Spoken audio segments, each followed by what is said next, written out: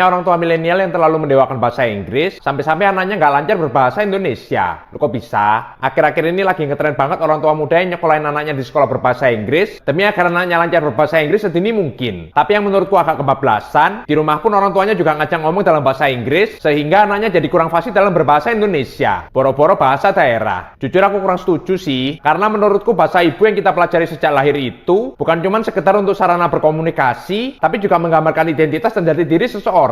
Lagian misal kayak aku sekarang lagi di Amerika, modal bahasa Inggris logat Jawa juga masih bisa bersaing kok. Apalagi presiden-presiden kita juga terbukti sukses dengan logat bahasa Inggrisnya masing-masing. Great nation always has its leader. Always. Golf and fishing actually. Oh, fishing also. Yeah.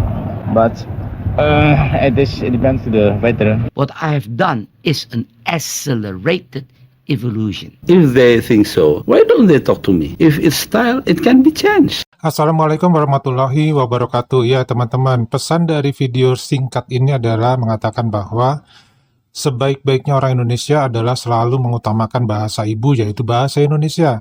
Karena bahasa asing, terutama bahasa Inggris, itu adalah bahasa pendamping dalam arti kata, bahasa yang digunakan untuk keperluan yang sifatnya artinya memang membutuhkan bahasa Inggris, tetapi dalam status sebagai warga negara yang baik tetap harus bisa menggunakan bahasa Indonesia dengan baik. Ini yang terjadi di kota besar ya, kebanyakan seperti itu, di mana orang tuanya yang merasa sudah sukses berhasil akan bangga ketika anaknya mampu berbahasa Inggris dengan begitu lancar dan melupakan bahasa Indonesia. Bahkan bahasa Indonesia pun sampai ada yang tidak lancar sama sekali, dan itu bukannya semacam gambaran ya atau istilah aja, tetapi memang faktanya ada seperti itu. Karena Pak Adi pernah nonton satu semacam podcast ya, di mana pemilik podcastnya itu sendiri selalu menggunakan bahasa Inggris dengan begitu lancarnya, dengan begitu mudahnya. Nah, ketika dia menggunakan bahasa Indonesia belepotan, bahkan banyak kosakata bahasa Indonesia yang dia tidak paham. Artinya, ketika dia ngomong bahasa Inggris, ketika dia akan menerjemahkan ke dalam bahasa Indonesia, dia bingung pakai kata-kata apa nih. Bahasa Inggris ini saya terjemahkan, sehingga dia mengatakan atau mengambil kesimpulan bahwa bahasa Indonesia itu miskin kosakata. Nah, inilah yang terjadi ya di kota-kota besar, di mana orang-orang yang sukses, orang-orang kaya ini selalu memprioritaskan anak-anaknya untuk bisa bahasa Inggris dengan sebaik-baiknya, kemudian melupakan bahasa Indonesia. Karena seperti ulasan dalam video ini dikatakan bahwa setelah dia sekolah khusus bahasa Inggris, ternyata di rumah pun dia tetap menggunakan bahasa Inggris dalam komunikasi sehari-hari. Boro-boro mau menggunakan bahasa daerahnya. Orang tuanya aja sendiri belum tentu bahasa daerahnya juga lancar. Tapi kenapa nggak pakai bahasa Indonesia? Yang pasti orang tuanya bisa kan bahasa Indonesia. Tapi faktanya di rumah orang tuanya juga mengajarkan menggunakan bahasa Inggris.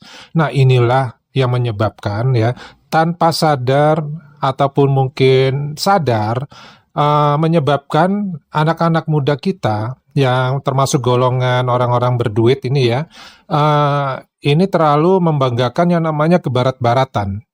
Sehingga dia tidak mempunyai rasa membumi, tidak mempunyai rasa saya nih orang Indonesia loh. Jadi tidak mempunyai kebanggaan sebagai orang Indonesia. Dan ini memang terjadi.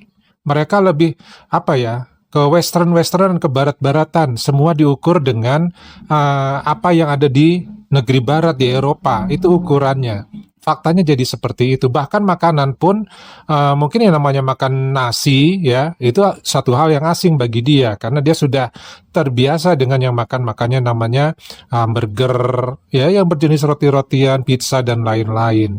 Inilah yang akhirnya terjadi pergeseran nilai-nilai budaya, nilai-nilai nasionalisme di kalangan anak muda. Dan ini bukan suatu hal semacam perkiraan ya, tapi ini memang sudah terjadi. Dan ini kalau tidak menjadi perhatian kita semua, ini akan membahayakan bagi generasi penerus bangsa kita. Karena apa? Mereka jelas ya, tidak akan mencintai tanah airnya. Mereka akan membandingkan lebih baik kualitas dari orang-orang Barat, kualitas dari budaya Barat daripada yang ada di Indonesia. Walaupun memang faktanya negara Barat kan memang negara maju, sementara kita adalah negara berkembang, jadi ya jelas berbeda.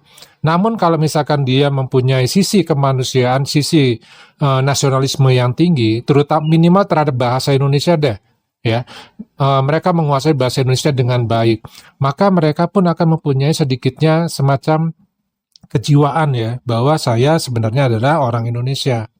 Jangan KTP-nya adalah Indonesia, WNI, tetapi pola hidupnya, gaya hidupnya, cara bicaranya, atau bahasa yang digunakan, itu menggunakan